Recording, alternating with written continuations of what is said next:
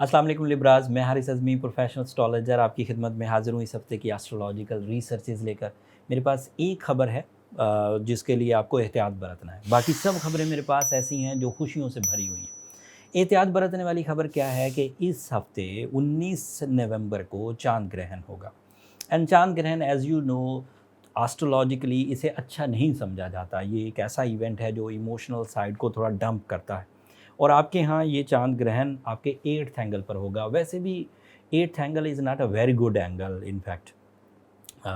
जब भी कोई 8वें घर में प्लैनेट होता है और वो वीक हालत में हो, तो वो ह्यूमन नेचर में लायबिलिटीज़, लिटिगेशंस, तोहमतें, क्राइसिस थोड़े प्रोड्यूस करता है। चाहे थोड़े हों, चाहे बड़े हों।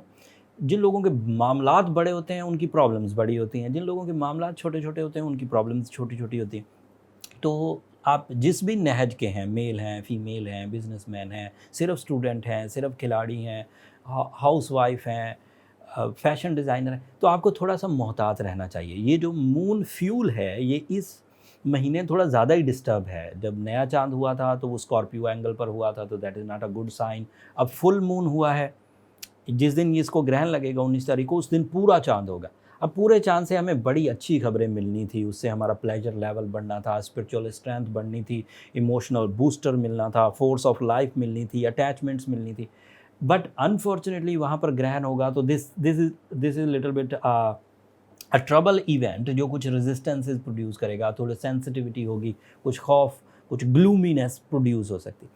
बट बहुत आसानी से इसे रिकवर किया जा सकता है। अल्लाह को याद करना, सूरह इखलास पढ़ना या सूरह बकरा की आखिरी आयत कंसीडर करना, ये आपके लिए आइडियल रहेगा और उससे ये रिज़ॉल्व हो जाएगा। एंड 6 घंटे का ये प्रोसेस है।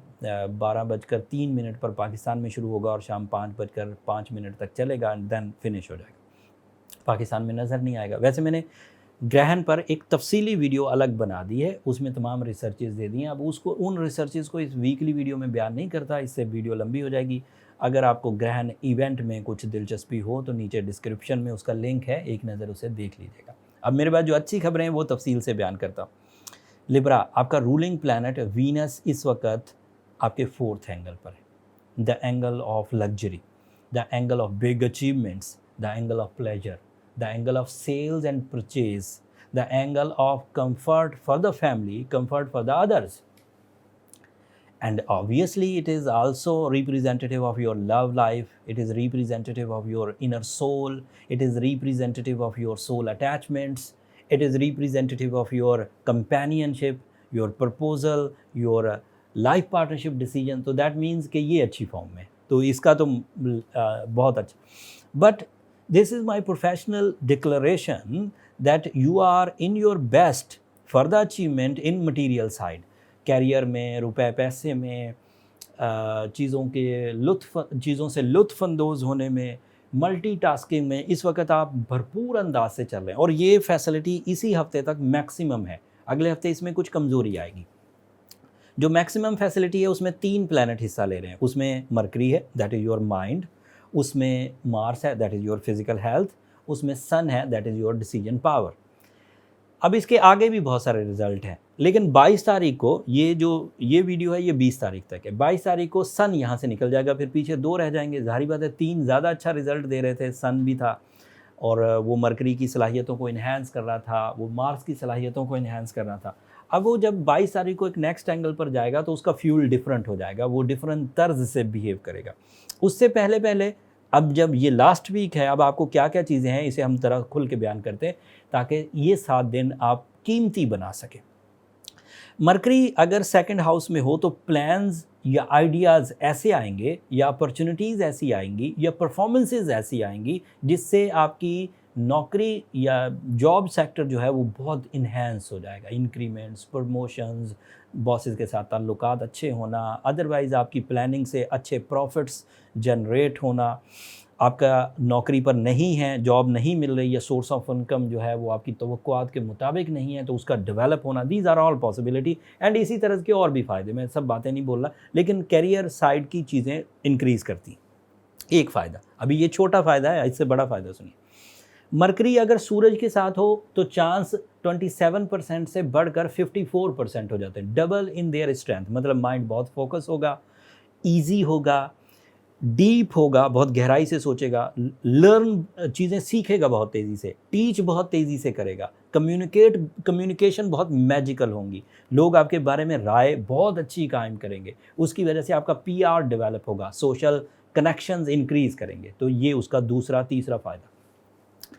अब इसके साथ मार्स भी है, तो ये बातें सिर्फ दिमागी नहीं होंगी कि आप एक उदास से माहौल में बैठे हैं, कुछ आइडिया आ गया है और आपने परफॉर्म कर दिया और वो हिट हो गया, ऐसा नहीं होगा। You are efficient by your abilities, you are staminized, जिस्मानी कुव्वत, बीमारियों से पाक होकर, बड़ी बीमारियों से, ये छोटी वबाई अमराज जैसे नज़ला, खांसी, ज़ुकाम, ये एस्ट्रोलॉजी डोमेन नहीं है कि हम इसे डिस्कस करें। बड़ी मसाइल जैसे एंग्जाइटी हो गया, जैसे ऑर्गन परफॉर्मेंसेस का डल होना हो गया, जैसे कोई ऐसा फिज़िकल डिज़ास्टर आ गया कि आपकी लाइफ थमना शुरू हो गई, तो ये वाले साइड आपके साथ नहीं होगी। Mars is in very good position, that means कि अगर कोई मर्ज़ अंदर हिडन वे में चल भी रहा था तो उसको सपोर्ट मिलेगी और उस मर्ज़ के नीचे जाने के चांसेस या ख़त्म होने के चांसेस पैदा हो जाएंगे। तो ये दूसरा फ़ायदा हो गया।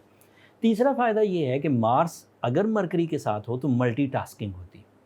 मतलब एक ही बंदा एक ही दिमाग के साथ कई प्लान्स करके यकमुश्त उन सब प्लान्स पर अपना अमली इक़दाम कर सकता है। बातें नहीं, सिर्फ इमेजिनेशन नहीं, सिर्फ प्लान्स नहीं, हकीकी काम, प्लान एंड काम। अब उसका ताल्लुक कई शोबों से, जैसे विरासत, आपको अपने बहन भाइयों के लिए कुछ काम करना है, आपको अपने बच्चों के लिए कुछ काम करना है, आपको अपनी कंपनी के लिए कुछ काम करना है, आपको अपने लिए कुछ काम करना है, तो कई फेज़ खुल जाएंगे। फिर सन उसमें रोल बहुत अहम अदा करता है। अब सन आखिरी हफ्ता है, इसके बाद फिर इस साल के लिए सूरज अब सेकंड हाउस में नहीं आएगा, अब तो साल भी ख़त्म ही होने वाला है। तो अब 11 महीने के बाद सूरज इस एरिया में आएगा सेकंड हाउस में, आफ्टर 22 ऑफ नवंबर, अब अगले साल आएगा 11 महीने के बाद। तो सूरज के यहाँ होने से क्या था कि अगर आप खौफ ज़दा थे अपने पुराने एक्सपीरियंसेस से, अगर आप किसी ऐसे इवेंट्स की वजह से परेशान थे कि जो इसने पीछे आपको नुकसान दे दिया था, तो सूरज जब ऐसे एरिया में होता है तो आपके पिछले नुकसान जो आपकी करेज को खा रहे होते हैं, आपके प्रीवियस एक्सपीरियंसेस जो आपको आगे नहीं बढ़ने दे रहे होते, वो पीछे रह जाते हैं। आप उन झंझटों से बाहर निकलकर सूरज की हिम्मत अफजाई की वजह से, लीडरशिप क्वालिटी, डोमिनेटिंग स्किल्स की वजह से डिसीजन पावर आपके अंदर जनरेट होती है, तो आप आगे बढ़ते। एंड दीज ऑल एक्सपीरियंस, ये जितनी बातें मैंने बोली हैं, ये कोई किताबी बातें नहीं। मैं पिछले 20 सालों से इन चीज़ों को सर्च करता हुआ सक्सेसफुल पीपल पर एंड एस्ट्रोलॉजिकल फोरम्स पर लोगों को जज करके, जिनसे मैं दिन में कई लोगों से मिलता हूँ एंड यही काम है सारा दिन मेरा, तो ये सब चीज़ें मैं जज करता आ रहा हूँ कि सूरज अगर सेकंड हाउस में हो तो बंदे का करेज लेवल कहाँ होता है। अगर कोई बंदा पेशेंट ना हो, जैसे मर्ज़ में चला गया, मरीज़ बन गया, अगर बंदा पेशेंट ना हो तो उसकी करेज बूम पकड़ती है एकदम से, उसके अंदर फाइटिंग स्पिरिट्स आती हैं, उसके अंदर कंपटीशन स्पिरिट्स आती हैं, वो प्लान बहुत अच्छे करने लगता है और बहादुर बनने लगता है और अपने साथ अपने सराउंडिंग को भी बहादुरी की तरफ ले जाता है। बुज़दिली ख़त्म हो जाती है, डर उड़ जाता है, सेंसिटिविटी कम होती है। तो ये 3-4 फ़ायदे इसके डायरेक्ट एडवांटेजेस हैं। सन के डायरेक्ट एडवांटेजेस, मरकरी के डायरेक्ट एडवांटेजेस, मार्स के डायरेक्ट, बट कुछ इनडायरेक्ट एडवांटेजेस भी हैं। जब भी मार्स अच्छा होएगा, कभी भी, इस वक्त तो अच्छा है ही, मतलब किसी और एंगल पर अच्छा हो, आपको किसी एस्ट्रोलॉजर से पता चले, किसी बुक से पता चले, कि कहीं खबरों से पता चले कि आजकल मार्स अच्छा चल रहा है। जब भी मार्स अच्छा होएगा आपके लिए, ये लाइफ पार्टनरशिप, आपके कंपेनियन के साथ ताल्लुकात अच्छे कर देगा, ऑटोमेटिक कर देगा। मतलब ये उसी तरह है कि जब भी सूरज तुलू हो, रोशनी तो आएगी, साथ में हीट भी आएगी। ये उसके दो पहलू है। मैंने ये बात इसलिए बोली कि ये लाइफ पार्टनरशिप इसलिए अच्छी कर देता है, या आपके शकूक इसलिए दूर कर देता है, या इत्तफाक इसलिए पैदा कर देता है कंपेनियनशिप में, क्योंकि ये आपके 7th एंगल का रिप्रेजेंटेटिव है। वहाँ बहादुरी से डिसीजन लेते हैं। वो जो हर वक्त सेंसिटिव आदमी लोगों की बुराइयां या उसकी कमज़ोरियों पर नज़र रखता है ना, वो सेंसिटिव है। बहादुर आदमी को पता होता है कि मैं बहादुर हूँ और मैं कुछ भी कर जाऊँगा, मुझे ज़रूरत नहीं है किसी की सपोर्ट की। बट कमज़ोर आदमी जो कि बहुत ही कमज़ोर हों, वो फिर दूसरे की कमज़ोरियों को पिंच करते रहते हैं। तो ऐसी सिचुएशन अगर आपके साथ थी भी, भाई it is a type of a mood, किसी भी ह्यूमन के साथ हो सकता है, इसमें परेशान होने की ज़रूरत नहीं, ये कभी किसी के साथ भी हो सकता है। तो जब मार्स अच्छी पोजीशन पर आएगा ये कवर हो जाएगा। एक ये इसका इनडायरेक्ट फ़ायदा। दूसरा इनडायरेक्ट फ़ायदा सुने, जब भी मरकरी अच्छा होगा आपके पीछे जो चलने वाली साजिशें होंगी ना वो थम जाएंगी। ये उसका इनडायरेक्ट एडवांटेज। डायरेक्ट एडवांटेज क्या था कि उससे माल या प्लान अच्छे बनेंगे। इनडायरेक्ट एडवांटेज क्या है कि साजिशें बंद हो जाएंगी, तो अपोजिशन कम होगी एंड लेग पुलिंग कम होगी। ये उसका दूसरा। एंड तीसरा, सन अगर अच्छी फॉर्म में हो तो ये सडन गेन्स की वजह बनता है। रूल्स के मुताबिक 2+2 मेक्स 4 होते हैं, ये रूल है, इसमें सडन गेन तो कुछ भी नहीं। बट जब सन अच्छी पोजीशन पर होगा कभी भी, इन सेकंड हाउस स्पेशली, तो आपके लिए सडन गेन्स की वजह बनेगा। सडन गेन मतलब 2+2 makes 5, this is sudden gain. अचानक 2+2 4 तो मैं सोच ही रहा था, ऐसा तो होता ही है, ये रूल है। बट जब मैंने परफॉर्म किया तो मुझे 2+2 मेक्स 5 वाला एडवांटेज मिला, कुछ एक्स्ट्रा मिला, तो that means that is sudden gain. अचानक एक इसकी डेफिनेशन ये है। दूसरी डेफिनेशन, मैंने सोचा कुछ था, हुआ कुछ पॉजिटिवली। तीसरी इसकी डेफिनेशन ये है कि मैंने प्लान ही कुछ नहीं किया था, मेहनत थोड़ी सी की थी और बहुत बड़ा फ़ायदा हो गया। ये इसकी तीसरी डेफिनेशन है। And you are candidate all of these three. तो ये ब्लेसिंग से कम वीक नहीं है।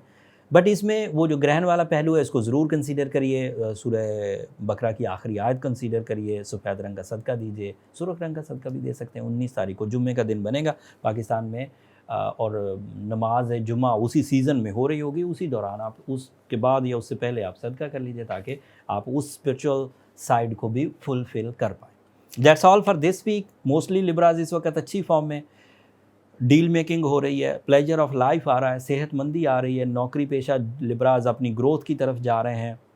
रिलेशनशिप में भी बूमी एंड ब्लास्टी कॉन्सेप्ट्स हैं।